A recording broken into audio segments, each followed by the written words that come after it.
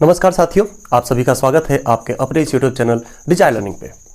हमारे 10th board के examination में 1 महीने रह गए। मेरा टारगेट है कि इस 1 महीने में जो महत्वपूर्ण टॉपिक्स हैं जो एग्जामिनेशन पॉइंट ऑफ व्यू से बहुत ही ज़्यादा इंपॉर्टेंट है उन पर डिस्कशन किया जाए और उनको एक बार प्रैक्टिस के तौर पे पूरा का पूरा चैप्टर्स को किया जाए। ठीक है बच्चों, टर्म 2 का एग्जामिनेशन या ऐसे बोले कि फाइनल एग्जामिनेशन होने में बस 1 महीने रह गए हैं, तो टारगेट हमारा ये रहेगा कि इस 1 महीने में जो मुख्य टॉपिक्स हैं, चाहे वो साइंस का हो, मैथ्स का हो या सोशल साइंस का हो, उनको यहाँ पे कर लिया जाए एक प्रैक्टिस के तौर पे। हमारा टारगेट सीधे बोर्ड होगा, टारगेट सीधे के सीधे एग्जामिनेशन पे फोकस्ड होगा बस, और कुछ नहीं, अलग से किसी बात को चर्चा नहीं करेंगे और बहुत ही छोटे छोटे सेशंस होंगे। इसमें पूरी कोशिश की जाएगी कि आपको ऐसे कंटेंट्स प्रोवाइड करवाया जाए जिससे आपके एग्जामिनेशन में आपको बहुत ही ज़्यादा मदद मिल सके, सहायता मिल सके। तो आज का जो हमारा टॉपिक है वो है कार्बन एंड इट्स कंपाउंड। बहुत ही छोटा टॉपिक है क्योंकि ये है तो काफ़ी बड़ा, पर हमारे टर्म 2 एग्जामिनेशन में बहुत सारे इसके अंदर जो इस चैप्टर के अंदर आने वाले कुछ टॉपिक्स हैं उनको खत्म कर दिया है, रिड्यूस कर दिया है। तो हमें सारा तो पढ़ना नहीं है, बस थोड़ा सा ही पढ़ना है। तो उम्मीद है कि आधे घंटे या 45 मिनट का ये पूरा का पूरा लेक्चर होगा और इसमें आपका पूरा का पूरा कार्बन एंड इट्स कंपाउंड से रिलेटेड जो भी चीज़ें हैं वो क्लियर हो जाएगी। इसके साथ साथ कुछ क्वेश्चंस भी देखते जाएंगे। ठीक है, तो स्टार्ट करते हैं, ज़्यादा देर बात नहीं करेंगे, तो स्टार्ट करते हैं अपने टॉपिक को, carbon and its compound. Okay, ये हमारा टॉपिक है कार्बन एंड इट्स कंपाउंड। सबसे पहले एक इंट्रोडक्शन के तौर पे जान ले कि अर्थ क्रस्ट में, जो अर्थ का क्रस्ट है उस पे 0.0% कार्बन मौजूद है, बस 0.02%।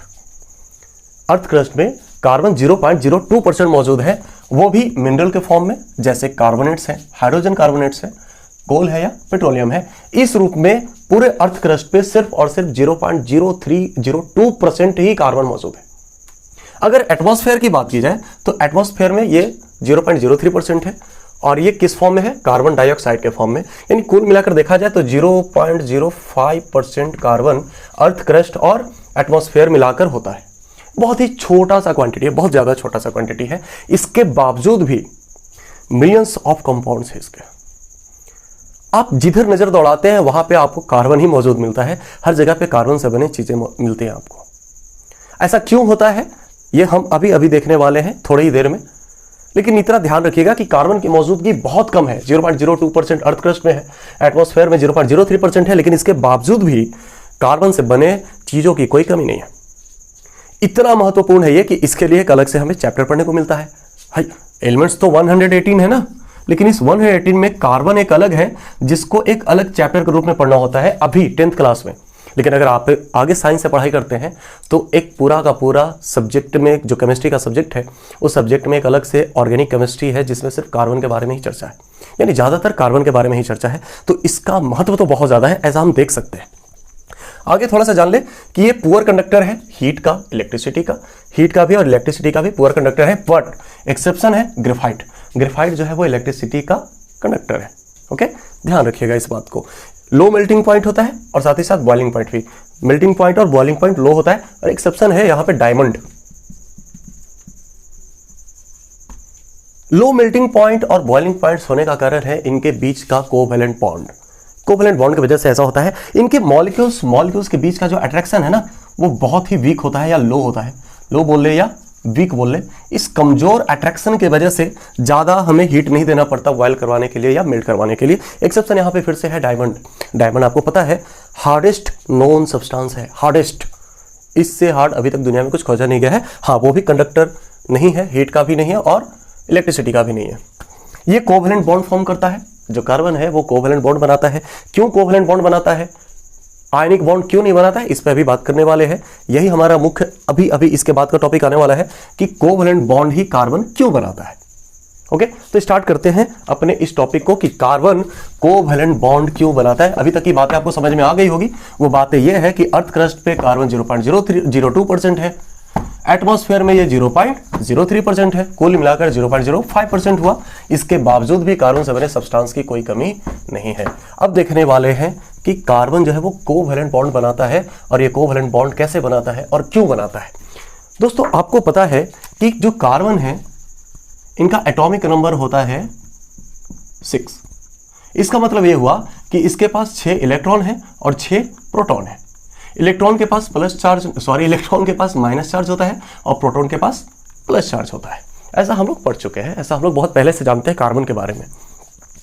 अगर हम इस कार्बन का इलेक्ट्रॉनिक कॉन्फ़िगरेशन करें तो पहले ऑर्बिट में 2 इलेक्ट्रॉन्स होंगे और दूसरे ऑर्बिट में 4 इलेक्ट्रॉन्स होंगे, यही होगा। अगर इसे अपने बाहरी ऑर्बिट को स्टेबल करना है, यानी अपने आप को पूरी तरह से स्टेबल करना है, तो बाहरी ऑर्बिट में इसको 4 इलेक्ट्रॉन और चाहिए। अभी है कितना? 4, इसको 4 और चाहिए ताकि ये 8 इलेक्ट्रॉन अपने वैलेंस सेल में ले ले और इसके वजह से स्टेबल हो जाए। भाई दुनिया में जितने भी सब्सटेंस हैं, अगर वो रिएक्ट करते हैं तो रिएक्ट करने के पीछे बस एक ही कारण है, अपनी स्टेबिलिटी को गेन करना, अपने आप को स्टेबल बनाना। हम सभी अगर रिएक्ट करते हैं तो रिएक्ट करने के पीछे बस एक ही कारण होता है, अपने आप को स्टेबल बनाना। उसी तरह से एलिमेंट्स भी जो रिएक्ट करते हैं वो अपने आप को स्टेबल बनाने के लिए या अपने स्टेबिलिटी को गेन करने के लिए रिएक्ट करते हैं। कार्बन भी रिएक्ट करेगा, क्यों? अपने आप को स्टेबल बनाने के लिए। ये कैसे रिएक्ट करेगा? अच्छा, इनका जो ये न्यूक्लियस है इसको थोड़ा और अच्छे से लिख दें कि इनके न्यूक्लियस में कितने प्रोटॉन है? 6 प्रोटॉन है। 6 प्रोटॉन बोले तो 6 प्लस चार्ज है इनके न्यूक्लियस में। अब देखो ये कार्बन क्या कर सकता है, या तो 4 इलेक्ट्रॉन बाहर से ले ले, 4 इलेक्ट्रॉन बाहर से ले ले तो 8 इलेक्ट्रॉन हो जाएगा इसको, या 4 इलेक्ट्रॉन इसके पास जो है इस 4 इलेक्ट्रॉन को क्या कर दे? लॉस कर दे। या तो गेन कर ले या लॉस करे। क्या करेगा कार्बन? दोनों बार 4 इलेक्ट्रॉन लॉस करना है और 4 इलेक्ट्रॉन गेन करना है। या तो वो लॉस करेगा या गेन करेगा, दोनों में से क्या करेगा? थोड़ा आप जवाब दे या सोचे। आप पहले पढ़ चुके हैं, ये तो रिवीजन क्लास है, सोचे थोड़ा सा। भाई अगर ये 4 इलेक्ट्रॉन लॉस करता है, 4 इलेक्ट्रॉन लॉस करता है तो इस कार्बन एटम में बचेंगे बस 2 इलेक्ट्रॉन, 2 इलेक्ट्रॉन बचेंगे और प्रोटॉन न्यूक्लियस में कितने होंगे? 6। यानी 2 माइनस चार्ज है और 6 प्लस चार्ज है। 2 माइनस पे 6 प्लस, क्या कोई कॉम्बिनेशन बन रहा है? कॉम्बिनेशन बन रहा है। सोचो क्या हालत होगी इस एटम की, इस कार्बन का, कि अगर 6 प्लस हो जाए और 2 माइनस हो जाए, हालत खराब हो जाएंगे इसके, संभाल नहीं पाएगा अपने आप को। तो भाई ये 4 इलेक्ट्रॉन लॉस तो करने से रहा, ठीक है। अब देखते हैं गेन करता है। अगर 4 इलेक्ट्रॉन ये गेन कर ले तो क्या होगा? यहां पे 8 इलेक्ट्रॉन हो जाएगा, यानी total 8 2 10 minus charge, 2 3 4 5 6 7 8 9 10, 10 minus charge पे 6 प्लस चार्ज। यहां भी गड़बड़ हो गया, यहां भी कोई कॉम्बिनेशन नहीं बन रहा, बैलेंस बन ही नहीं रहा है। अभी ज्यादा नहीं सोचना है कि वो एनर्जी क्या होता है, क्या इतना कुछ नहीं सोच रहा है, बस सिंपल सा समझ रहा है। सिंपल सा क्या समझ रहा है कि भाई 6 प्लस पे 10 माइनस नहीं हो सकता। भाई 6 प्लस पे 10 माइनस का कॉम्बिनेशन सही नहीं हो सकता। और दूसरा ये कि 6 प्लस पे 2 माइनस का भी कॉम्बिनेशन सही नहीं हो सकता। ये दोनों स्थिति दिक्कत करने वाली है, दोनों स्थिति हमें परेशानियों में डालने वाली है। तो कार्बन तो परेशान है, करे तो क्या करे? 4 इलेक्ट्रॉन लॉस करता है तो भी दिक्कत हो रही है इसके साथ, और अगर 4 इलेक्ट्रॉन गेन करता है तो भी दिक्कत हो रही है। तो ये बीच का रास्ता चुनता है। स्टेबल होना है, कार्बन स्टेबल होने के लिए तेजी से दौड़ रहा है, भाग रहा है इधर उधर अपने स्टेबिलिटी को गेन करने के लिए। कार्बन को मिला एक मौका, ये बोला दूसरे एलिमेंट से, दूसरे एटम से, या अपने आप एक कार्बन दूसरे कार्बन से भी कर सकता है। ये क्या बोला कि काम करो तुम ना अपने इलेक्ट्रॉन्स को मुझे दे दो, उस इलेक्ट्रॉन का इस्तेमाल हम भी करेंगे और तुम भी करना। मतलब वो इलेक्ट्रॉन को क्या कर रहे? शेयर कर रहे। इलेक्ट्रॉन को वो क्या कर रहे? शेयर कर रहे। होगा क्या? कार्बन ऐसे दौड़ता चल रहा है, ये कार्बन भागता फिर रहा है इधर उधर अपनी स्टेबिलिटी को गेन करने के लिए। मिला इसको दौड़ते उधर से हाइड्रोजन। कौन मिला? हाइड्रोजन। भाई हाइड्रोजन में एक इलेक्ट्रॉन, उनको एक और इलेक्ट्रॉन चाहिए, हाइड्रोजन का एक इलेक्ट्रॉन चाहिए। हाइड्रोजन आ गया इस कार्बन के संपर्क में, कार्बन आया दौड़ते हुए, हाइड्रोजन को बोला, ये कार्बन है, हाइड्रोजन को बोला कि तुम मेरे साथ बॉन्ड बनाओ। शर्त यह रहेगा कि हम लोग इलेक्ट्रॉन को क्या करेंगे? शेयर करेंगे एक दूसरे के साथ। कार्बन अपने इलेक्ट्रॉन को हाइड्रोजन को दे देगा और हाइड्रोजन अपना इलेक्ट्रॉन कार्बन को दे देगा, मतलब दोनों अपना काम चलाएंगे। यही शेयरिंग है, शेयरिंग केयरिंग। हाँ, तो ये शेयर करने के लिए बोलेगा। हाइड्रोजन बोलेगा कि कार्बन भैया आपको तो 4 इलेक्ट्रॉन चाहिए और मेरे पास तो बस एक ही इलेक्ट्रॉन है। हाइड्रोजन क्या बोलेगा? आपको 4 इलेक्ट्रॉन चाहिए और मेरे पास तो एक ही इलेक्ट्रॉन है। तो कार्बन बोलेगा कि ठीक है, अपने और बाकी दोस्तों को भी बुला लो, अपने और बाकी दोस्तों को भी बुला लो। तो हाइड्रोजन दौड़ता हुआ गया, बाकी अपने और 3 दोस्त को बुला कर लाया। अब इन सबके पास एक एक इलेक्ट्रॉन, एक एक इलेक्ट्रॉन, और कार्बन के पास कितने इलेक्ट्रॉन? पहले से ही 4 इलेक्ट्रॉन। कार्बन का इलेक्ट्रॉन क्रॉस से और हाइड्रोजन का इलेक्ट्रॉन डॉट से मैंने बनाया है ताकि आपको क्लियर दिख सके सब कुछ अच्छे से। ऐसी स्थिति में क्या होगी कि कार्बन को मिल जाएगा ये 4 और इसका 4, 4 4 8 इलेक्ट्रॉन। समझ रहे?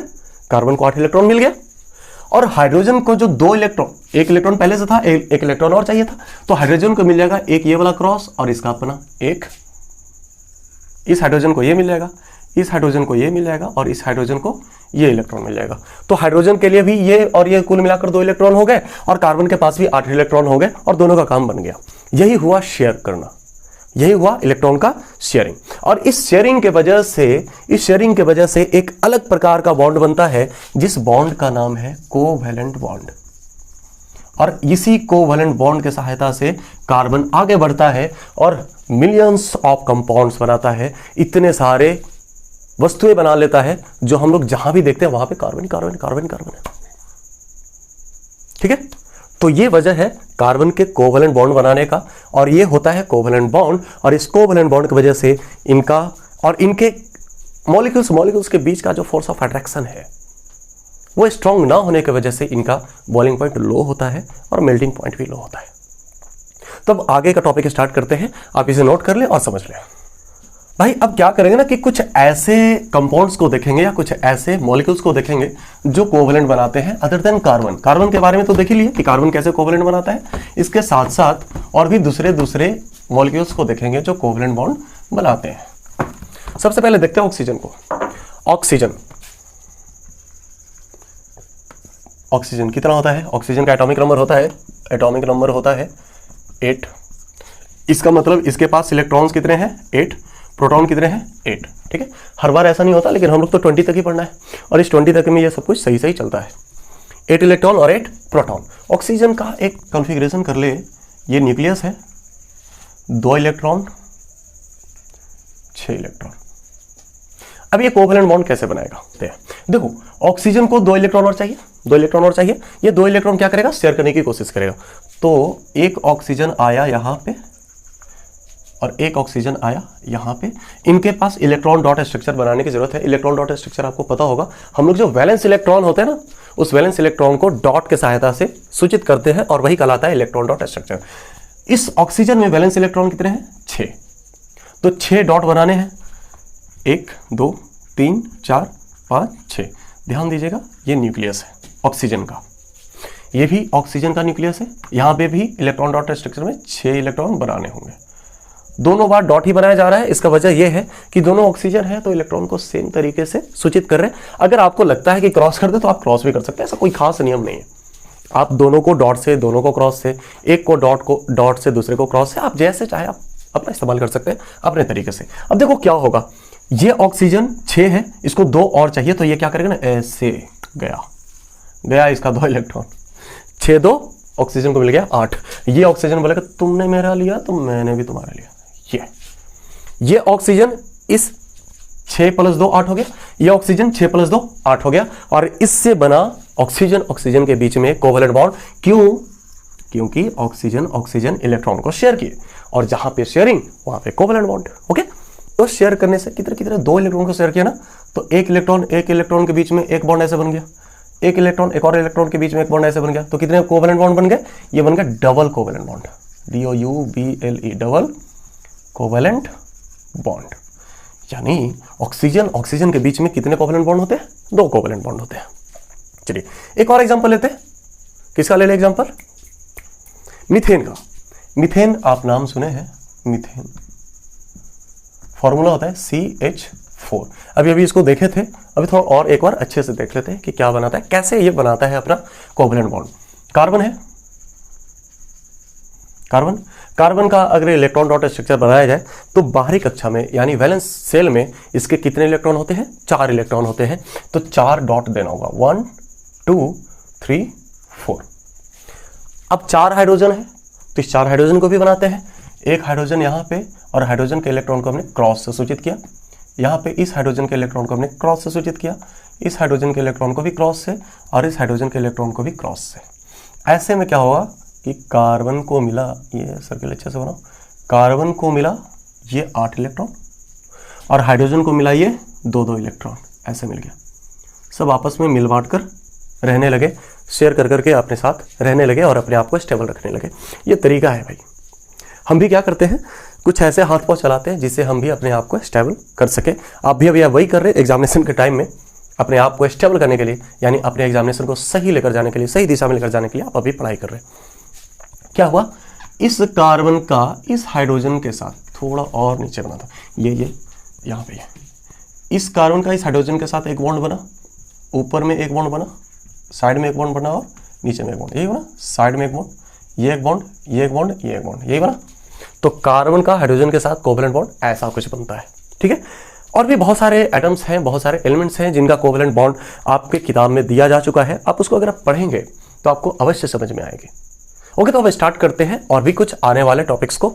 आप इसे एक बार देख लें या स्क्रीनशॉट ले लें, नोट कर लें, जैसा भी हो।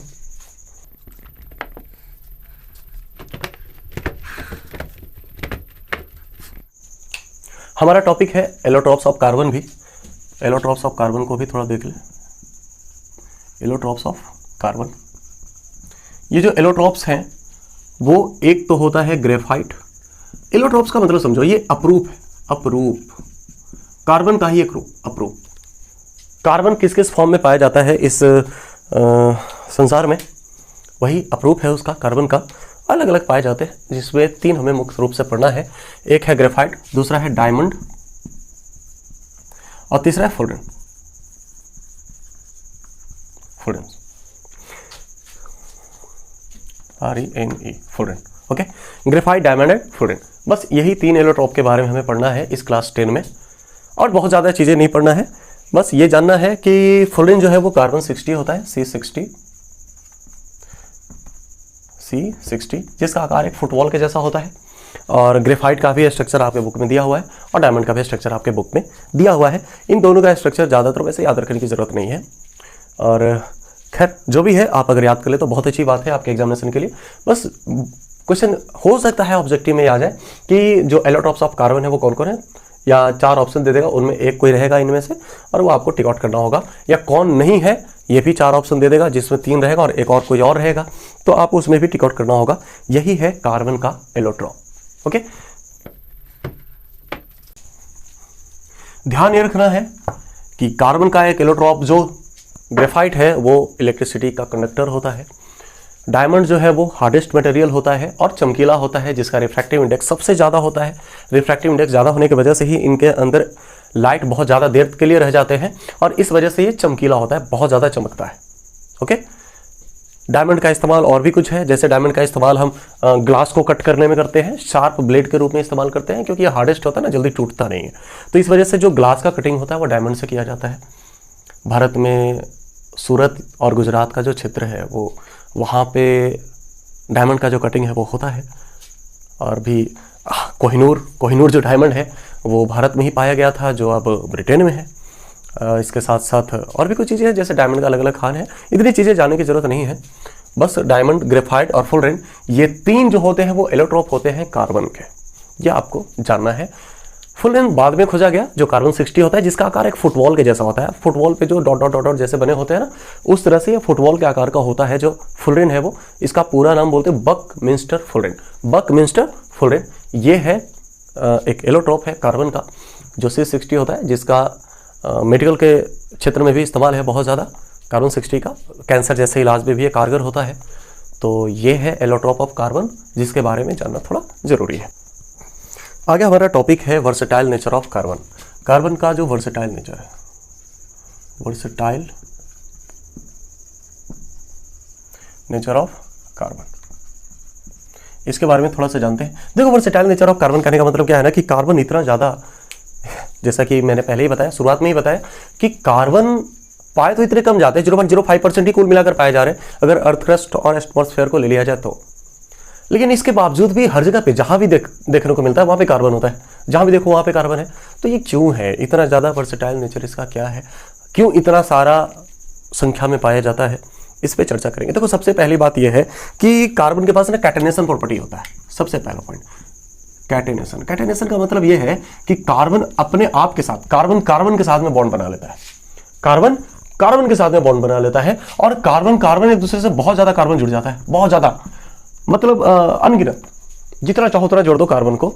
तो जितनी बार अलग अलग कार्बन को, 4 कार्बन को जोड़े तो एक अलग कंपाउंड होगा, 5 कार्बन को जोड़े तो एक अलग कंपाउंड होगा, अलग रूप का कंपाउंड होगा। तो ये इसके वर्सेटाइल नेचर का एक वजह है। सबसे पहला कैटेनेशन प्रॉपर्टी। कैटेनेशन वो प्रॉपर्टी होता है कि एक ही एलिमेंट अपने आप के साथ जुड़ जाना और जुड़ने के अलावा ये भी हो कि बहुत सारी संख्या में जुड़ जाना, ये कैटेनेशन है। उनमें कार्बन का एक कार्बन मुख्य है। देखो और भी कार्बन के अलावा और भी बहुत सारे एलिमेंट्स हैं जो अपने आप के साथ जुड़ते हैं, लेकिन कार्बन यहाँ पे इंपॉर्टेंट इसलिए हो जाता है क्योंकि कार्बन का कोई गिनती नहीं है। इन सब में सबसे ज्यादा अगर कोई जुड़ सकता है तो वो कौन है? कार्बन। बहुत सारे अनगिनत, मैं बता रहा हूं ना, इन्फिनिटी, आप काउंट नहीं कर सकते, इतने सारे कार्बन अपने आप के साथ जुड़ सकते हैं।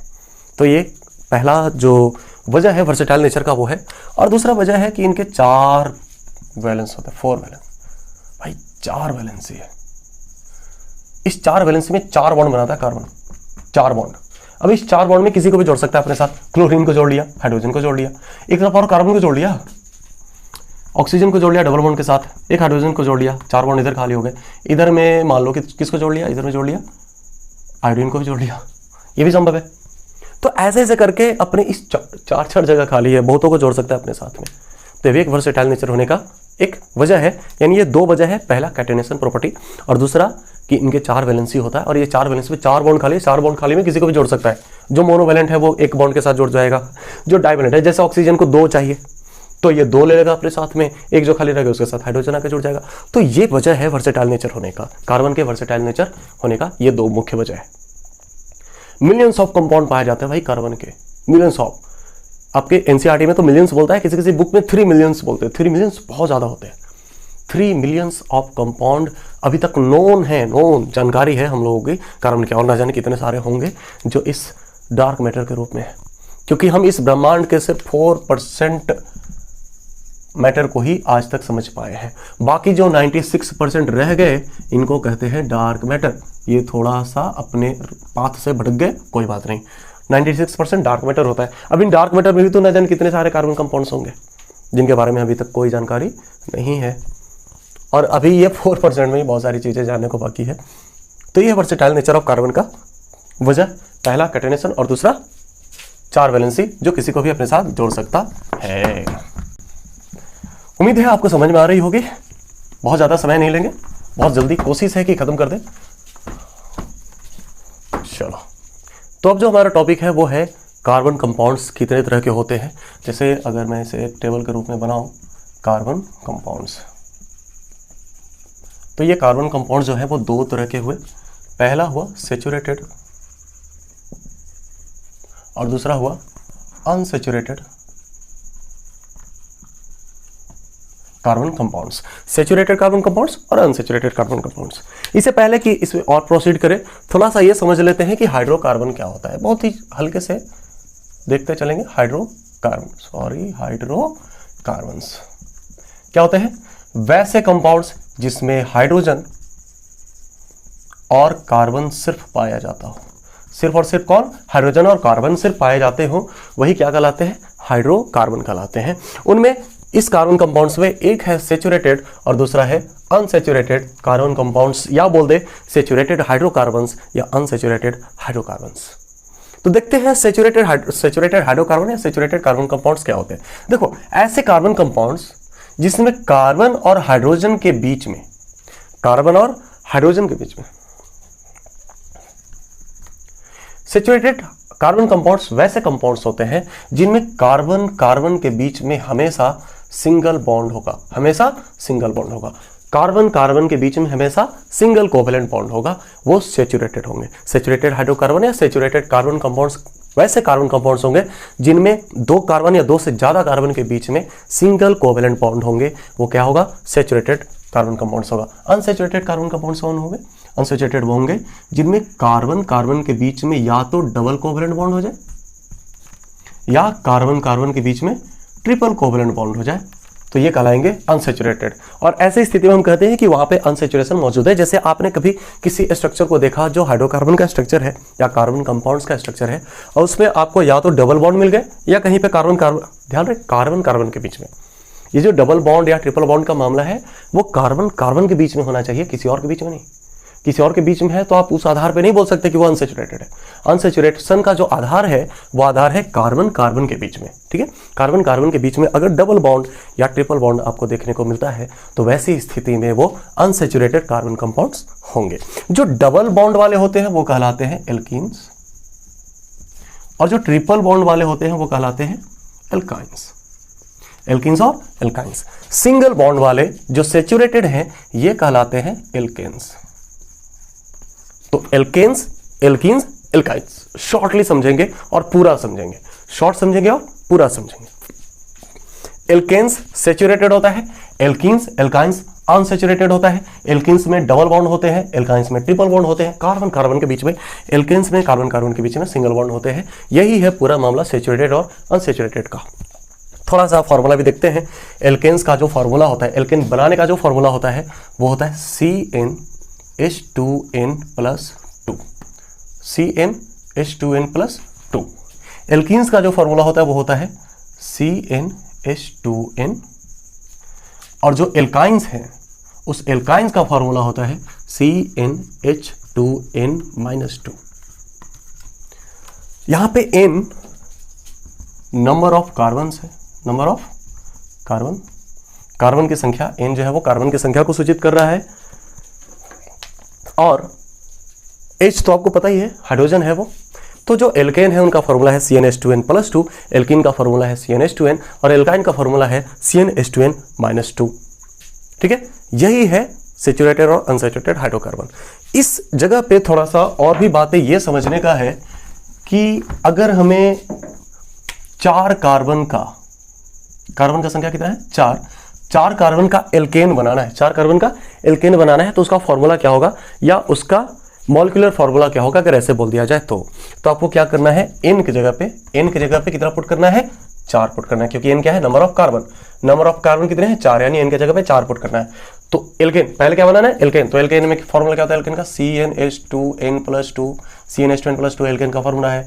तो C n की जगह पे कितना पुट करना है, 4H2 × 4+2, बोले तो C4H, 2 4 जा 8 + 2 10, C4H10। ये कंपाउंड आया जो कार्बनिक कंपाउंड्स है, जो एल्केन होता है, सैचुरेटेड होता है, और इसका नाम होगा 4 कार्बन के लिए मीथीप्रोब्यूट यानी ब्यूटेन। ये जो मैंने अभी मीथीप्रोब्यूट बोला, ये क्या आपको पता है? नहीं पता है तो मैं अभी बताने वाला हूं। तो ये हुआ क्या, ब्यूटेन। ओके, इसके बाद अगर किसी ने कहा कि नहीं 4 ही कार्बन का बनाओ लेकिन एल्केन नहीं, इस बार एल्कीन बना कर दिखाओ। क्या बना कर दिखाओ, एल्कीन। ध्यान देना, एल्कीन ये वाला। तो इसके लिए क्या करना होगा हमें, आप इसे नोट कर लो जल्दी से। इसके लिए हमें करना होगा, फॉर्मूला लिखना होगा CnH2n, यानी किसका फॉर्मूला, एल्कीन का फॉर्मूला। एल्कीन का फॉर्मूला होता है CnH2n। n की जगह पे फिर से वही 4 पुट करना है, H2 × 4, मतलब कि C4H8। और ये जो हुआ यही 4 कार्बन है, और 4 कार्बन को ब्यूट कहते हैं, तो इसका भी नाम ब्यूट से ही होगा, ब्यूट। बट फर्क ये होगा कि पिछले बार एल्केन था तो इसलिए लास्ट में लगा ANE, एल्केन की वजह से। इस बार एल्कीन है तो यहां पे लास्ट में लगेगा ENE। क्या लगेगा, ENE, ब्यूटीन। क्या हो जाएगा ये, ब्यूटीन। तो एल्कीन का फॉर्मूला समझ गए, CnH2n। एक एग्जांपल करके देख रहे हैं। इसके साथ साथ एक और आ गया एल्काइन। एल्काइन को ही क्यों छोड़ दे, एल्काइन को भी देख ले। बस वही है, कार्बन 4 होना चाहिए, कार्बन की संख्या 4 होना चाहिए, और बताना है कि एल्काइन कैसे बनेगा, एल्काइन का फॉर्मूला क्या होगा इसमें।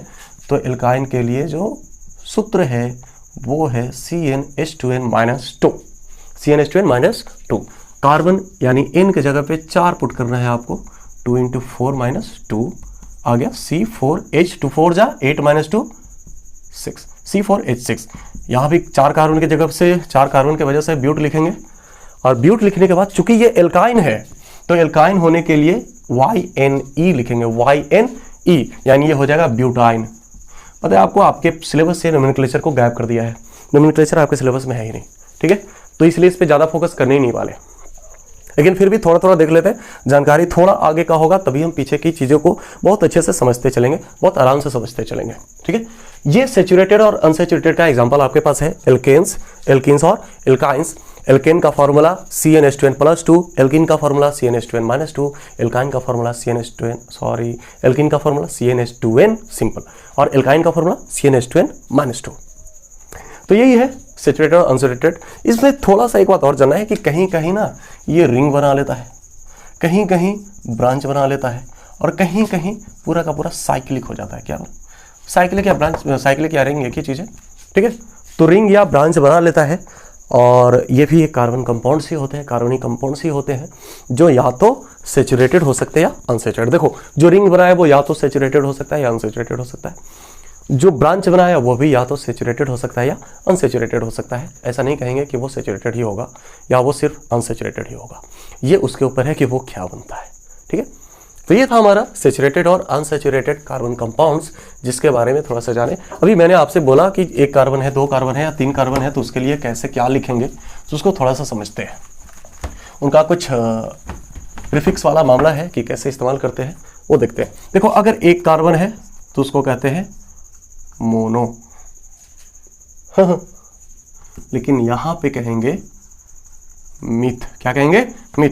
2 कार्बन है तो उसको कहेंगे इथ, 3 कार्बन को प्रोप, 4 कार्बन को ब्यूट, इसे ब्यूट पे अभी चर्चा कर रहे थे, 5 कार्बन को पेंट या पेंटा, 6 कार्बन को हेक्स या हेक्सा, पेंटा हेक्सा, 7 को हेप्टा, 8 को ऑक्टा, 9 को नोना, एंड 10 को डेका, 10 को डेका।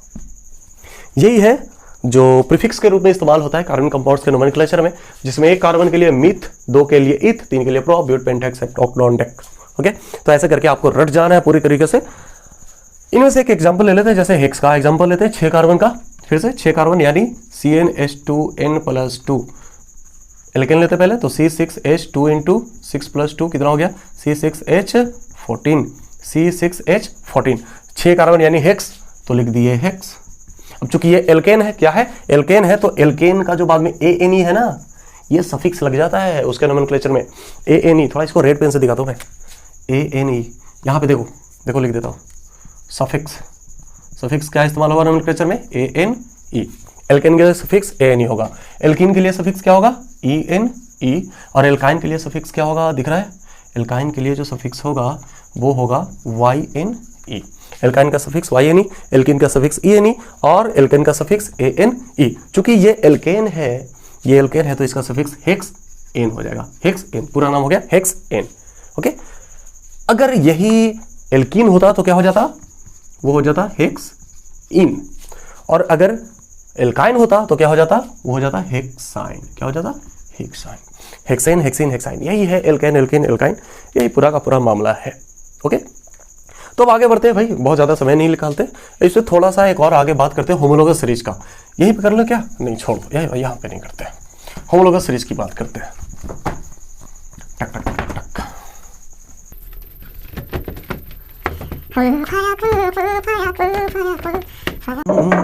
हाँ, होमोलोगस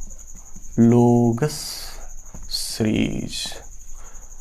देखो भाई, होमोलोगस सीरीज क्या होता है? देखो, आपने देखा अभी एल्केन, क्या देखा?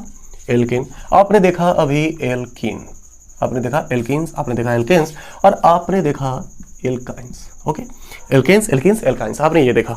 एल्केन में सबसे पहले पता है कौन है दोस्त? सबसे पहले है एल्केन में मीथ वाला, मीथ एन, मीथ एन। दूसरा है इथ एन, चलो ठीक है, प्रोपेन लिख देते हैं, प्रोपेन।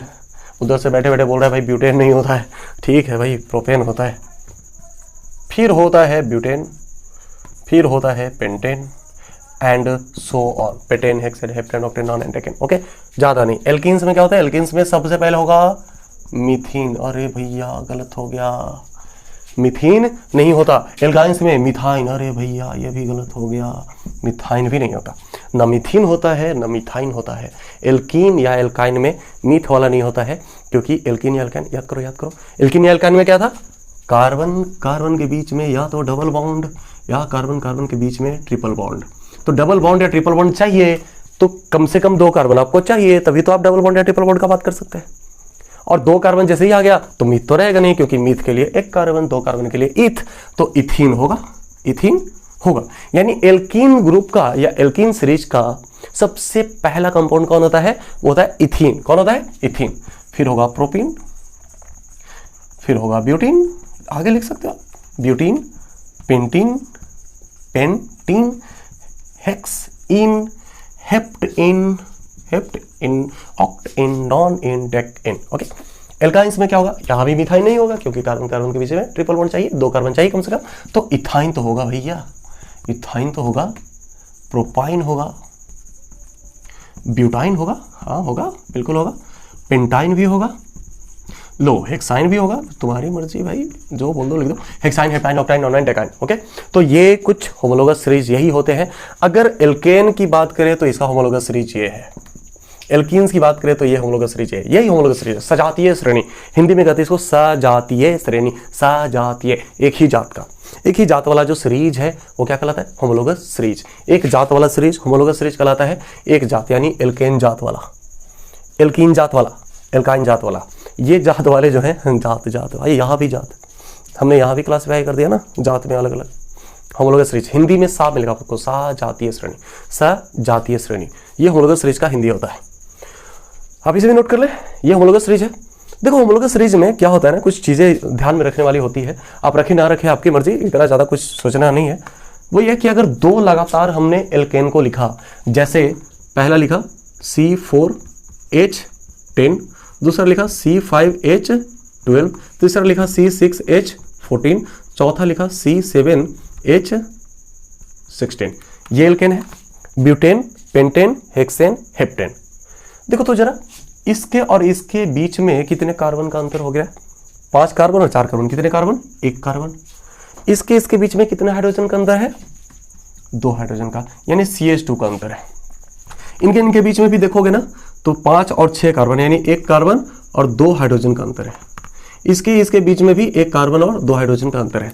अगर आपको ऐसा कुछ दिखे, लगातार किसी सीरीज में लिखे गए हाइड्रोकार्बन में CH2 का अंतर अगर आपको दिखता है तो आप कह देंगे कि वो क्या है?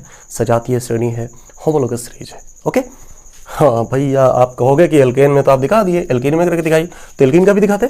एल्कीन का क्या होगा फॉर्मूला? एल्कीन का क्या होगा फॉर्मूला? यहीं पे लिखते हैं। एल्कीन का ethene C2H4, propene C3H6, butene C4H8, pentene C5H10। देखते हैं, 2 3 1 कार्बन, 4 2 6, 4 हाइड्रोजन और 6 हाइड्रोजन, यानी 2 हाइड्रोजन का अंतर यहाँ भी हो गया।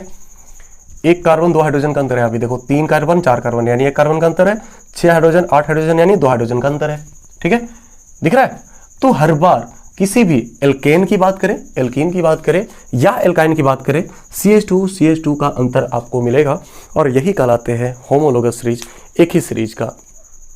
ओके, तो दोस्तों ये था हमारा कार्बन एडिड्स कंपाउंड, यही हमारे सिलेबस में है जो इस बार टर्म 2 के एग्जामिनेशन में आने वाला है। इसके बाद आगे हम लोग को पढ़ना है फंक्शनल ग्रुप और भी अलग अलग प्रॉपर्टीज पढ़ना है, नोमेनक्लेचर पढ़ना है, जो हमारे टॉपिक में है ही नहीं, तो क्यों उस पर समय बर्बाद करना।